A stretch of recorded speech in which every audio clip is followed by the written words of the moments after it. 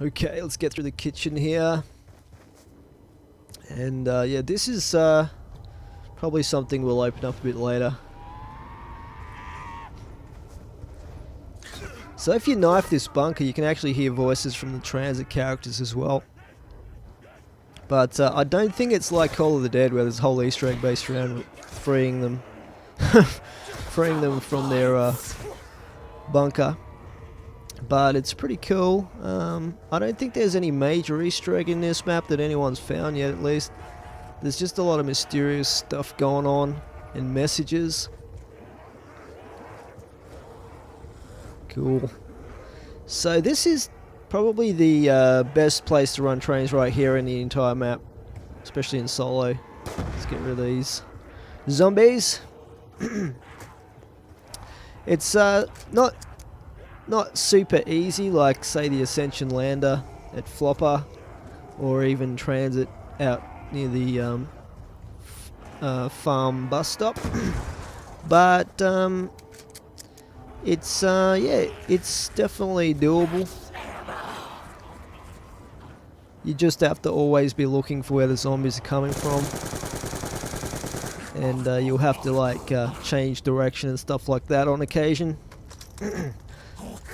Okay, well that was a pretty quick round. Let's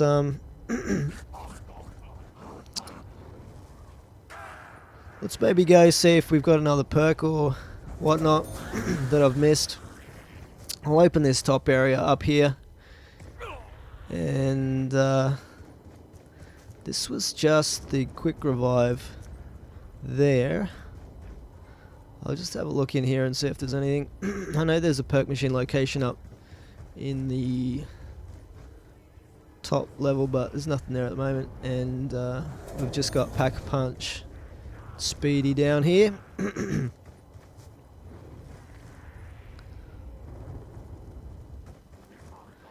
And yeah, I think that's all we've got at the moment. Hopefully we get Jug in the next drop. Alright, let's just kill this zombie. Where is he? Oh, he's up on the roof. Okay, we'll go another round here. I'm just going to save some of my claymores here, because in the later rounds, like round 40 and stuff like that, it's good to have some claymores when you run out of ammo. There's the other teddy bear. And the only problem is, in Black Ops 2 they've limited the amount of claymores that you can actually save. So what will happen is, like in multiplayer, what used to happen is if you place too many down, you get to a point, something like 10 or 12 claymores in the map, where if you place another claymore it'll just explode, and that's when you know you're at the limit of what you can save. Whereas in Black Ops, you used to be able to place down as many claymores as you wanted to in zombies, so I used to like store quite a bunch. For instance, on the Ascension lander at Flopper for the higher rounds and stuff like that, or insta-kill. So we're getting a few crawlers now. But what used to happen with that is, let's get that nuke in a second, just to speed things up. What used to happen is people would get so many claymores saved in one spot, like they would have like hundreds of them, that the map would crash on them due to an error with too many entities. Oh, we get another perk. Awesome. Please be Jug, please. I want my Jug. Oh yeah. Awesome. So that's not too bad, getting speed first and then Jug. We did get the Pack-a-Punch machine as well. It's probably you know, not an awesome bit of luck, but not a really bad piece of luck either. Like, Jug wasn't the very last perk that we got. So I guess this is a good example of your average game in terms of what perks you get and what order you get them in.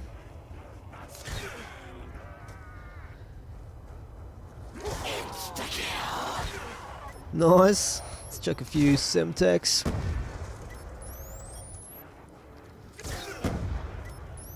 They still don't spawn real quick at round 12, of course. It's not until you get to about round 30 and 40 where they all spawn at the same rate for the rest of the game.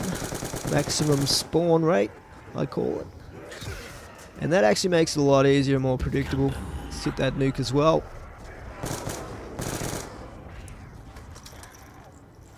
Okay, so one more round where we'll have Galvaknuckles still at a one-hit kill.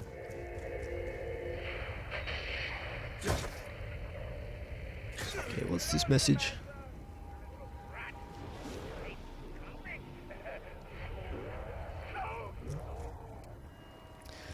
Okay, so I think a lot of these messages reference back to the moon Easter egg. They're more like linking this map to the same time period as Moon. A little bit like Ascension is based at the same time that the events at the 5 map are happening, because you have the telephones in that map, which messages from Nixon and JFK and that. So I guess maybe that's the purpose of those messages, to tell us that this Nuketown map is basically at the same time as the events at the moon station. Let's just use a Claymore here. Oh yeah, max ammo. Beautiful.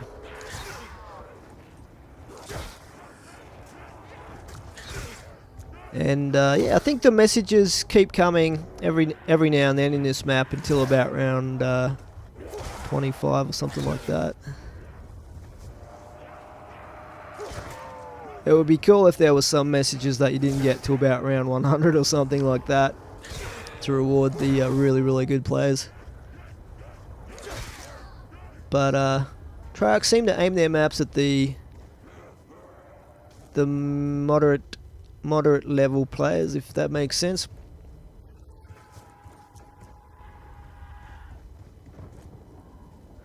Okay, let's maybe hit the mystery box. See if we can get something more exciting than this hammer.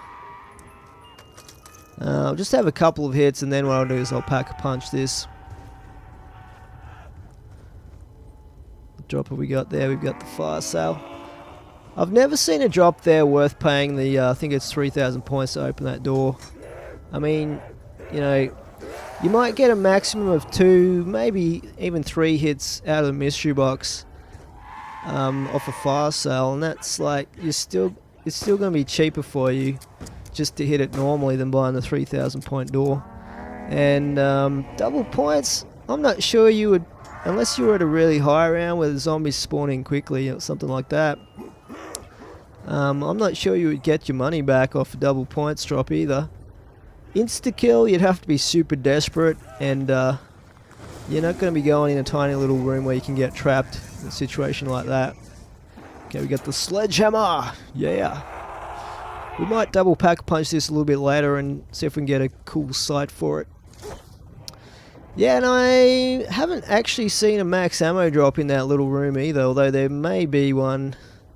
I haven't exactly stood there watching it for a long time, but a max ammo would be the only drop worth paying 3,000 points for. And knowing Treyarch, they probably think that's overpowered.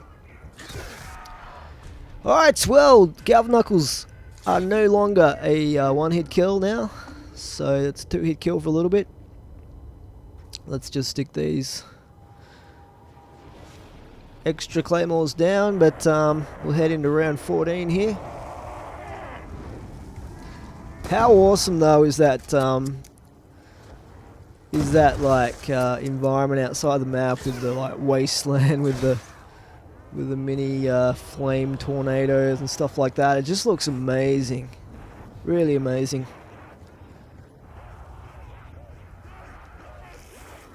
Like, I was really impressed when I saw this map when I first got Black Ops 2. I'd seen a lot of footage from people who got the game early from Transit, and Transit just looks rubbish because of that grey fog area everywhere. But this map looks brilliant.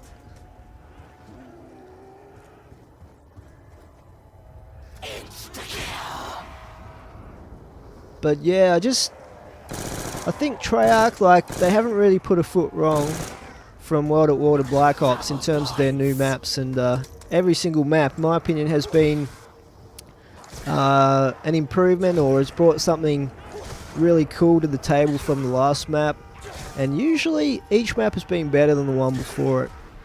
But yeah, I think they're almost at the stage where they're just about to jump the shark here with zombies and changing the modes, you know, so I don't know. We'll have to wait and see a little bit, but I just wish that they'd had more decent regular style maps, like bigger maps in the style of Ascension or Moon, those maps that we really love. Call of the Dead, that was awesome. Hopefully they bring in another map where they have like some actors in it as a one-off, because that was really cool.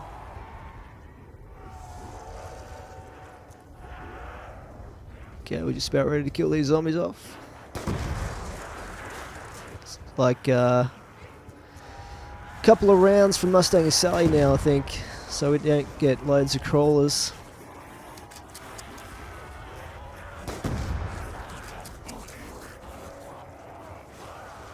If possible, it's always good to fire one gun at a time with Mustang and Sally, just so you have the other gun ready to go if you get in a tricky situation. And you can reload one gun while you fire the other, if you use them right. Having the really slow zombies right up into the high rounds does add a little bit of extra challenge in a small close quarters map like this one, because you have to kind of maneuver your way around them when you're running the circle or your figure of eight. Alright, so let's go check out what's going on in the rest of the map. I might actually see if we can get a something like the LSAT or something cool like that I haven't used very much in zombies yet. Ooh, monkeys. Sweet. Well, that's one of the things we did want to get. And let's just double pack punch this thing. I'll see if I can get the millimeter scanner sight. I don't know if this gun even has it. Actually, I don't think it does. I think it just has this. Yeah, the RPD is pretty good, but I'll keep this for the time being because I've already pack-a-punched and double pack-a-punched it. So we'll go with this sight, and we'll go into the next round here.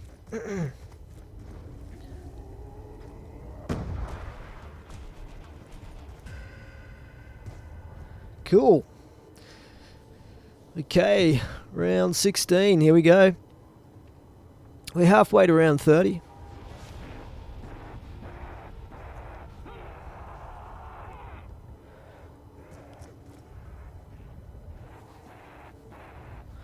Okay, so we got the one zombie there. They do spawn from a lot of different areas in this map. Like, they'll jump over the fence, they'll jump down from the roof, over the garage. They'll, I don't think there's any rises though inside the map, which is probably good, because if there were rises in the middle of this yard, it would become quite difficult.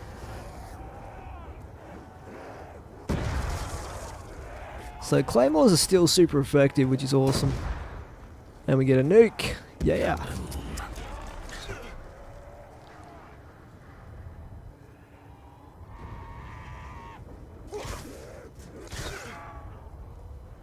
Alright. Let's try this out. Double points.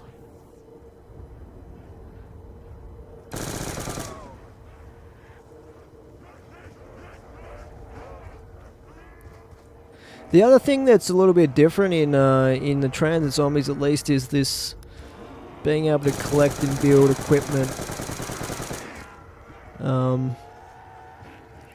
I don't know about that. I mean, each map has different like dynamic and way that it plays. I understand that. Like if it's a one-off thing, that's pretty cool. But hopefully they don't have that in all their future maps.